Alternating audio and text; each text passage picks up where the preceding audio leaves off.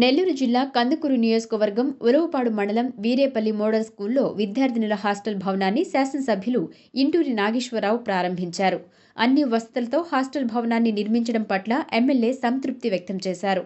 School విద్యార్థినులతో విద్యాబోధన, menu ప్రకారం భోజనం, హాస్టల్లోని ఇతర వసతులు ఎలా ఉన్నాయని విచారించారు.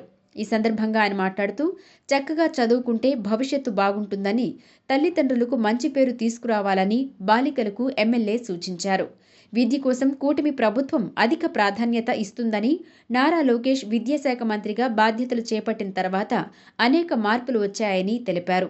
ఉపాధ్యాయులు కూడా ప్రభుత్వ లక్ష్యాన్ని గమనించి విద్యాబోధన చేయాలని కోరారు. ఈ కార్యక్రమంలో MPDO Suresh Babu, model school principal P Srinivasarao, మండల పార్టీ అధ్యక్షుడు రాచగర్ల సుబ్బారావు, అధిక సంఖ్యలో గ్రామస్తులు, కార్యకర్తలు పాల్గొన్నారు.